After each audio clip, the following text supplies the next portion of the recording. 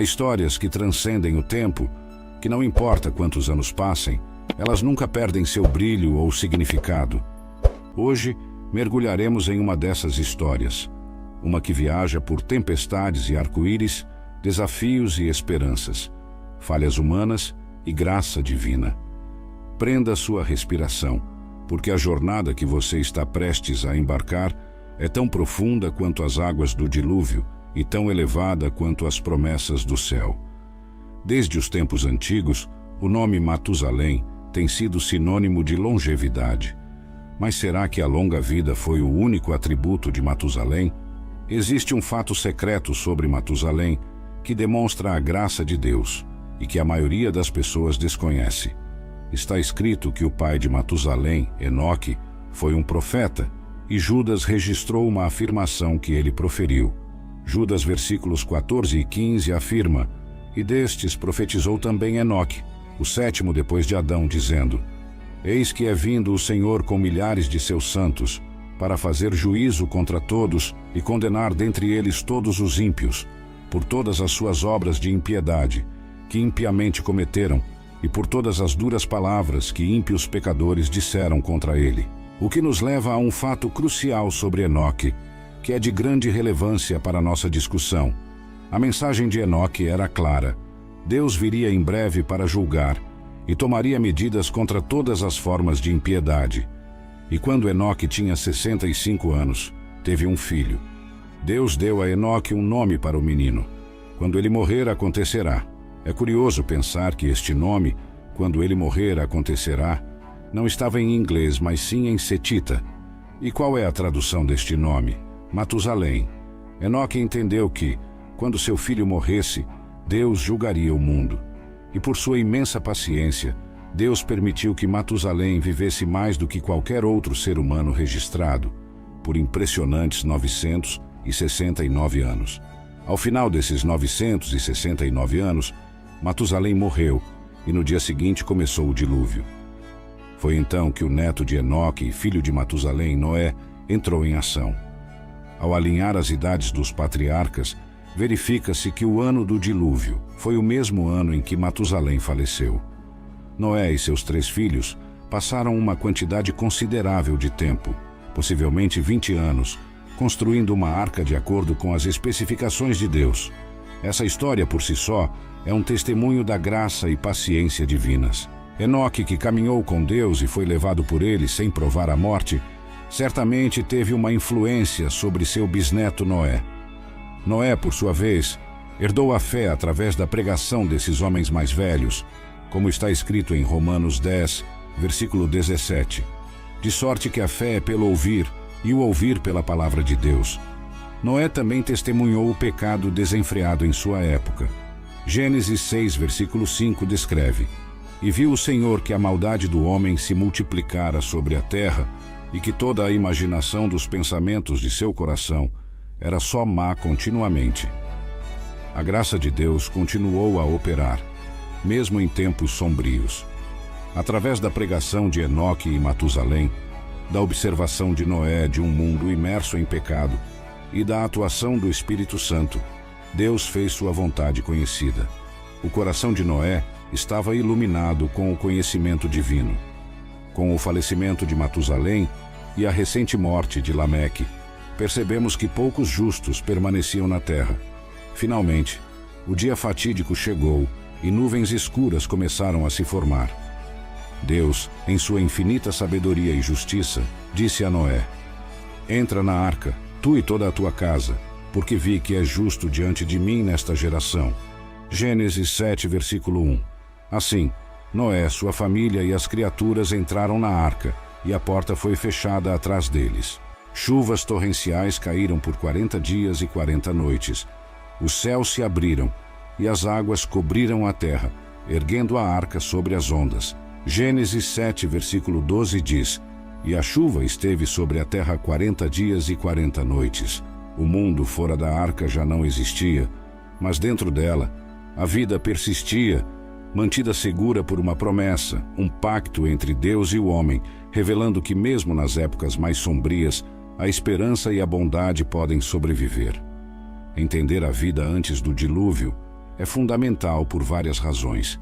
Estabelece o cenário para a história de Noé e a Arca, uma narrativa que representa uma metáfora eterna de salvação e um novo começo. Os acontecimentos que levaram ao dilúvio nos fornecem lições morais e éticas que ecoam através dos séculos. Essa era, anterior ao dilúvio, serve como uma janela para as lutas, escolhas e realidades espirituais que moldaram a humanidade desde o início dos tempos. Apesar da grande diferença temporal, as pessoas daquela época se perguntavam sobre moralidade, propósito e conexão divina, assim como nós o fazemos hoje. No livro de Gênesis 3, encontramos um relato fundamental para a compreensão humana: a queda do homem. Este capítulo narra os eventos que levaram ao primeiro pecado cometido por Adão e Eva. A serpente, astuta e enganadora, desempenha um papel crucial nesse evento. Gênesis 3, versículos 4 e 5, descreve a sedução da serpente. E disse a serpente à mulher: certamente não morrereis, porque Deus sabe que no dia em que dele comerdes, se abrirão os vossos olhos, e sereis como Deus, sabendo o bem e o mal. Este ato de desobediência teve consequências eternas, introduzindo o pecado e a morte no mundo. A história da queda é rica em temas como tentação, livre-arbítrio e as consequências da desobediência, atuando como um lembrete do impacto de nossas escolhas e das limitações do julgamento humano. O mundo antes do dilúvio tem suas semelhanças com o nosso, onde enfrentamos tentações e desafios diários. Assim como Noé foi íntegro em meio a uma sociedade corrupta, somos chamados a ser luz em um mundo muitas vezes dominado pela escuridão. Agir corretamente e distinguir o certo do errado nem sempre é uma tarefa fácil. No entanto, assim como Noé ouviu a Deus e fez a coisa certa, somos encorajados a seguir seu exemplo. A história de Noé ensina-nos que, mesmo em tempos de grande adversidade, podemos escolher ser bons e criar um refúgio de fé e amor para nós e nossos entes queridos. O pacto de Deus com Noé, simbolizado pelo arco-íris, é um lembrete eterno de sua fidelidade. Pus o meu arco nas nuvens, e ele será por sinal um pacto entre mim e a terra. Gênesis 9, versículo 13. Este pacto não é exclusivo para Noé, mas um lembrete para toda a humanidade de que há esperança e graça, mesmo após as maiores tempestades. Ao olhar para a vida antes do dilúvio, vemos um reflexo dos nossos erros e potenciais enquanto humanidade. O apóstolo Paulo nos incentiva a focar nas coisas boas. Finalmente, irmãos, tudo o que for verdadeiro, tudo o que for nobre, tudo o que for justo, tudo o que for puro, tudo o que for amável, tudo o que for de boa fama, se houver algo de excelente ou digno de louvor, pensem nessas coisas. Filipenses 4, versículo 8. No contexto do Novo Testamento, somos lembrados da promessa da ressurreição. Primeiro, Tessalonicenses 4, versículos 13 a 18, nos dá esperança e conforto, lembrando-nos de que aqueles que creem em Cristo, quer já tenham falecido, quer estejam vivos, serão reunidos com Ele em sua vinda. Embora algumas figuras bíblicas, como Enoque e Matusalém, sejam mencionadas brevemente, suas histórias servem como testemunhos poderosos da graça e fidelidade de Deus. Enoque, por exemplo, caminhou com Deus e não apareceu mais porque Deus o tomou para si. Gênesis 5, versículos 24. Em oração, buscamos a orientação do Senhor, lembrando-nos das narrativas antigas que nos inspiram a confiar e buscar a Deus em todas as circunstâncias.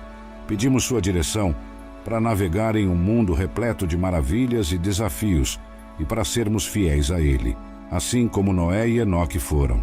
Assim como as pessoas antes do dilúvio ansiavam por Tua presença, buscamos a mesma conexão e comunhão contigo, Senhor. Cada aspecto da criação, cada instante que vivenciamos, reflete a Tua bondade e misericórdia. A Bíblia diz: pois os seus olhos invisíveis, o seu eterno poder e a sua natureza divina têm sido vistos desde a criação do mundo, sendo percebidos mediante as coisas criadas. Romanos 1, versículo 20. Antes dos nossos próprios dilúvios, sejam eles desafios, mudanças ou transformações, oramos para que possamos ser equipados com a fé semelhante à de Noé.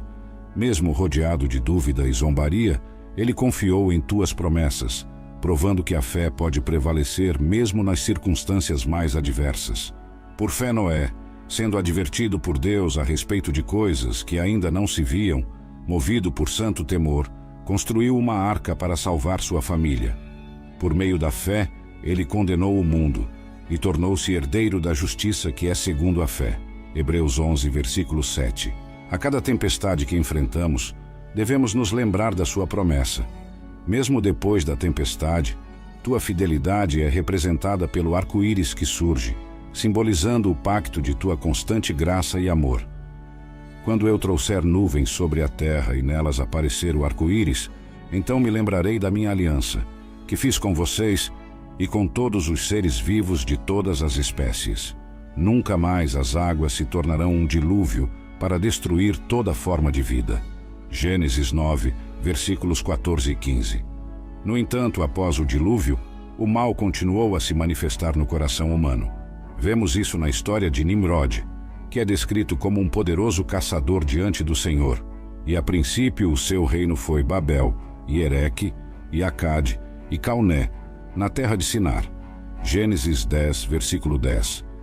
Nimrod e a Torre de Babel são lembranças das tentativas humanas de alcançar o divino sem Deus, uma lição que continua relevante para nós hoje. Assim, é importante estudarmos todas as passagens da Bíblia, para que possamos aprender com os erros e triunfos de nossos antecessores e nos aproximar ainda mais de Deus.